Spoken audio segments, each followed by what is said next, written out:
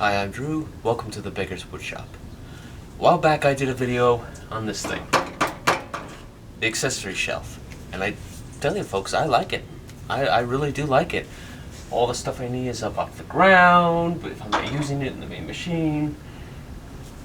But I've got some downsides. One of those is all the way over here. In fact, most of it's all the way over here. It does stick out a little bit when I try to access the casters. And this gets hit the most. My miter gauge gets bang, bang, bang every time I try to reach it. It also collects dust extremely easily when you're making all your cuts and all the sawdust just falls down. Well, the time has come. I'm finally going to build something different that's going to go underneath here. And it is, of course, something I've mentioned once before in a video called the Under the Mark storage cabinet. Something along those lines. I've probably corrected myself with some text right here now, if I'm wrong. I've been wanting to build this for a while, and it's also going to increase my storage, because this is great, but it's got some limitations. But I also want to make a couple of changes.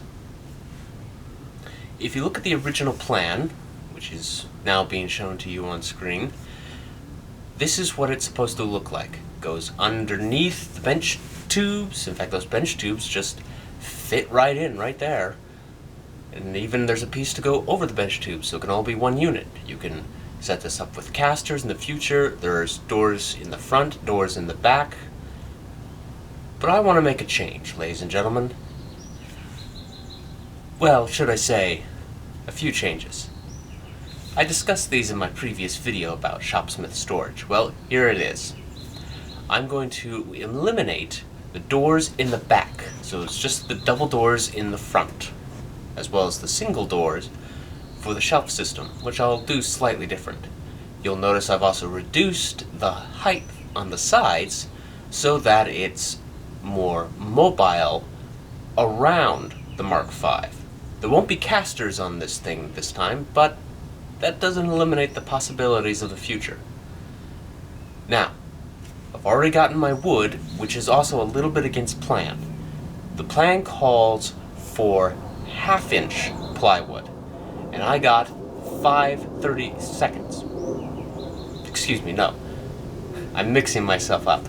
I got myself what essentially is 5/8, but they reduced it to 19/30 seconds. Nothing is really what it should be, so if you go to look up plywood, it'll say 19/30 seconds. Close enough. I had majority of that in stock, and I figured let's just adapt, so I went out and picked up a new sheet, which the hardware store did cut for me into long lengths. Now, let me set that up for you, and I'll show you kind of what I'm going to do here. Come on.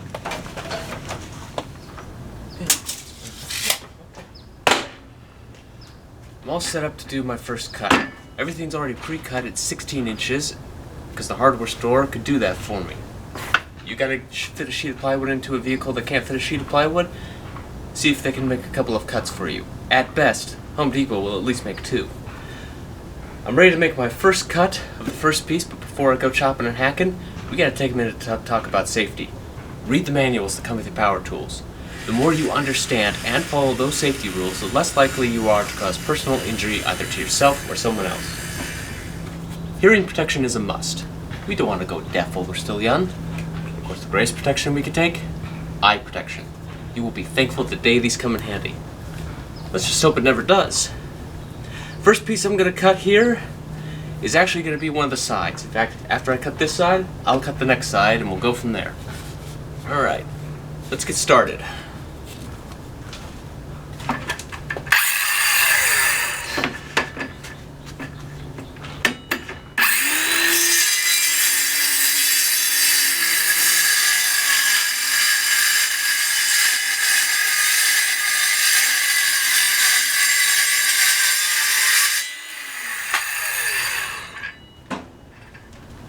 The beauty of the design is that the majority is all on one sheet.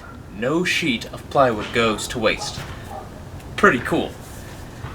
I've set up the next piece, and I'm still on the same lawn section. I just cut the outsides. Now I'm gonna cut my middle partition that will separate the cabinet area from the drawers. Or drawers if you're from the east.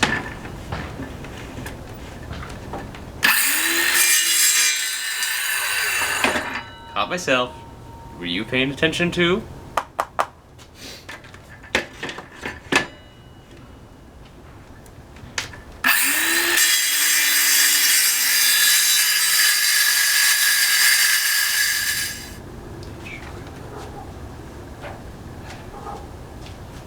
In the original plan, I only got one shelf out of this whole thing, and total there are supposed to be 3. I'm going to make a 4th one because the smaller shelf they put in, I just don't like. I like to make a full use of everything. So, because I'm cutting a couple things a little different, I actually am going to be able to, hopefully, get my second shelf out of this same piece and have very little left over. Let's make a cut. Oh yes, and those shelves are also not 16 inches wide, they're a little bit less. So when I set up my table saw a little later, I'll take care of that.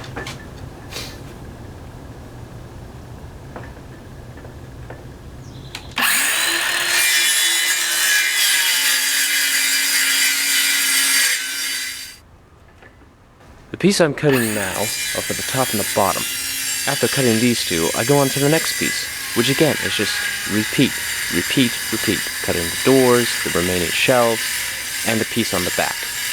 Then I can move on to the table saw.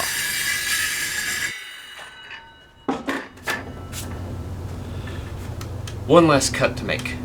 This is the piece I already had here in the shop of 5/8 material. I'm going to square up one edge. I think it's already squared, but let's just make sure for extra security's sake. And then I can take this piece and set it up to be the shelf, and everything's all set to go with the rip cut. And then what do I have left? Well, I've got the one last piece that's 15 and a half. Yes, 15 and a half in terms of width. That's for my remaining doors and my back panel. I'll cut that, and then tomorrow I'll set up the table saw and get everything roaring through to make all my little tiny trims. It's gonna be fun.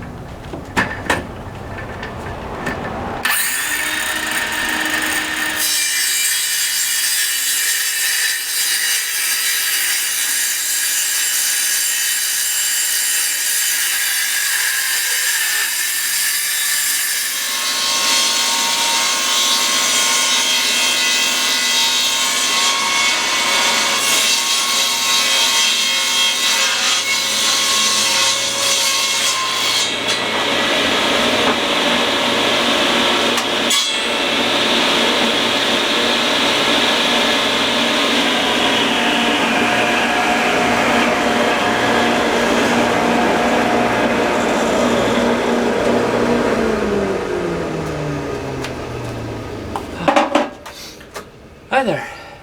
New day today. I already got started, as you can see in some of this other footage that you either previously saw or are watching now, depending on how I edit. This is actually what I've been doing. Making the long cuts on the table saw, cutting off anything else that needed to be cut off. I still got some measuring and other things to do, and make sure I have all my pieces, which I actually have labeled. Make sure you label your pieces so you know what you're cutting, and do it in pencil so you can sand it out later. Always measure those pieces, always mark them so you know what piece is what, because otherwise you're going to be spending extra time measuring. I'm sorry if I went over that a little too fast. I talk fast. Either way, I'm going to finish making sure I've got everything cut, everything set, proper length, proper width, etc. and so forth, and then we'll set up the dado stack. When you film these projects, you can't help but run into some errors. And little tiny things are gonna slow you down. One of those things just happens to be my battery. It needed to be recharged. So I figured, well, while it does its thing of recharging, why don't I just continue with my cuts and set up the dado? Well, so I did. And by the time I had the dado perfected and set up, battery still wasn't ready. and due to what time management I have working out here, it wasn't ready. And I wasn't. So I've got the dado set up now. It is the next day, and we're going to start making some of our dado cuts. I also looked at the pieces for the sides and decided which one's going to be left and which one's going to be right. Alright, let's get started.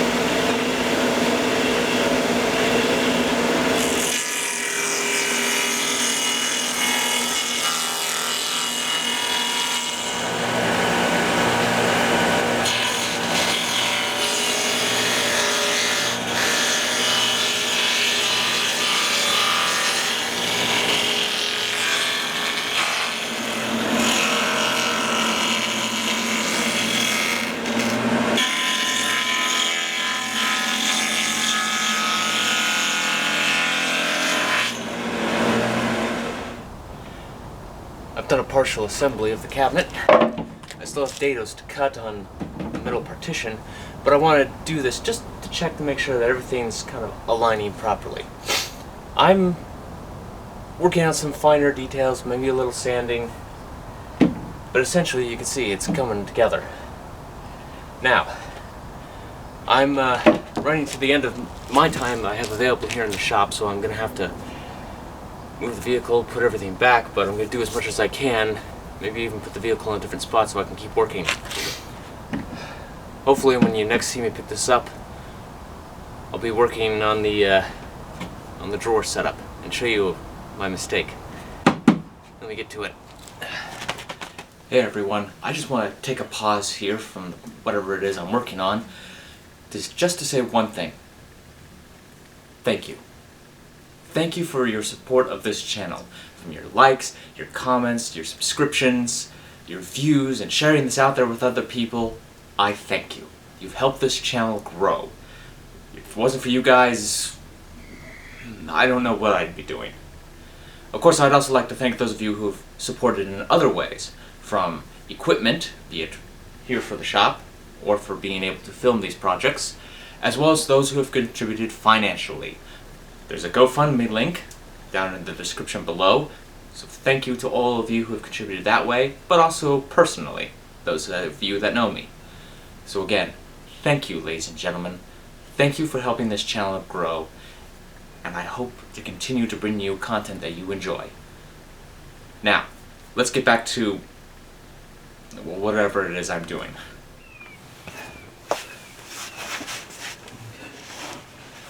Okay. Let me bring you up to speed about some things going on here. I made some errors, and one or two of them I know how. I don't know about the rest. This one right here, somehow this partition should be more this way. So somehow I made it longer. I don't know how I messed that up. I don't know. I measured it twice. Well, you know, measure twice, cut once. The other thing was the drawers. Well, they got to be adjusted. Can we call them drawers, or are they really shelves? They slide. Well, they're going to be drawers in the future. I'm just going to do something temporarily. Anyways, this door was easy to cut down. As a result of this piece being over, I had to extend this door, which means I had to get another piece of ply. I had to do a lot of fixes with another piece of ply. The other thing was this dado should be down here, not up here where it is. Well, that was my fault because of where I put my line and all this other stuff. So this is why you're learning from my mistakes. But this is also beneficial because I also can see what fits with what and what doesn't. So right now, what have I done? Well, I went ahead and recut these shelves so that they were all the same size and all the proper length. I've got this cut to the correct length of a new piece, and right now I'm actually going to draw a line on the top and bottom, get it right, so I can put in my screw holes from the back side. I'm going to do it through here. In other words, draw my line, I know where the piece ends up, drill my hole for the pre-drill, put the shelf in, go to the other side, put in the screws, and any secondary pre-drilling I might need to do. But before I drill those in, I also need to make a cut for the slides, for these shelves, because they're not just going to sit in the dado, there's going to be a slide here. Why do I want to cut those before I install this all the way? Well, that's because I need to get a drill in here, and I don't want to have that limited space. So let's draw that line, and drill some holes, and get a cutting.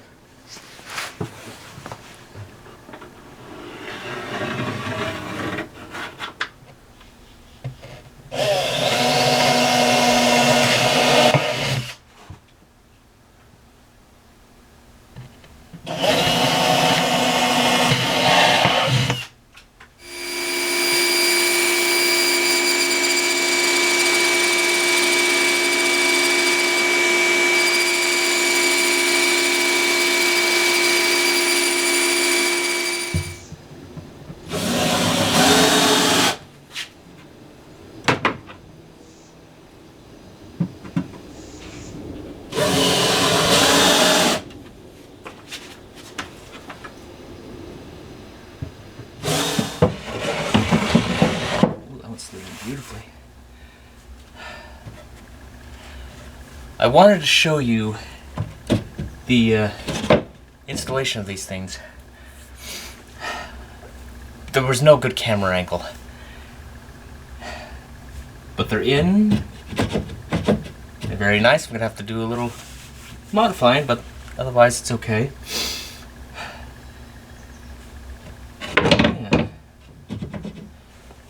I'm going to replace these in the end with an actual drawer. But other than that, after a couple of measuring errors, a couple of miscounts, I call this good. Time to sand and get some paint on it. Then we'll fill it up. A little hardware too.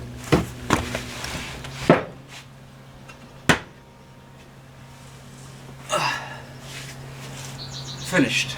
At long last. Finished. Now the paint job is not perfect. I was going to use a green paint on here, but unfortunately that green paint was old and little. So I went with the gray, which was also old and little. I got the front and the top, though sporadic even for a first and not really a second coat. So if you were to look closer on the rest of it, you'll actually see it's red, because it's what I had. I had to use something. And in a way, gray and red, two-tone, well, that fits Shopsmith. Now, got the slides all filled up. And of course, what's the fun part? After applying all my hardware, I was able to build a separate piece here for the disc sander, although where I'm going to put my other sanding discs, I don't know. And of course, I found a place for a couple of the wrenches. Now, everything that's in here is disorganized somewhat and won't be permanent. In fact, I've got my jointer in here. That's not going to live in here. Even if the original said, hey, you could put your jointer and your bandsaw, or not your bandsaw, your jointer and your belt sander in here. Yeah, I wouldn't do that permanently with the jointer because of its weight. So I have to get some new mounting tubes for it. But overall, this was a nice little project. I'm happy to have built it. And it's about bloody time I built it too. Even with all its errors, I'm still happy with the way it turned out. Well, that's all I've got for right now. Hopefully I will see you next time, right here, on the Beggars Woodshop.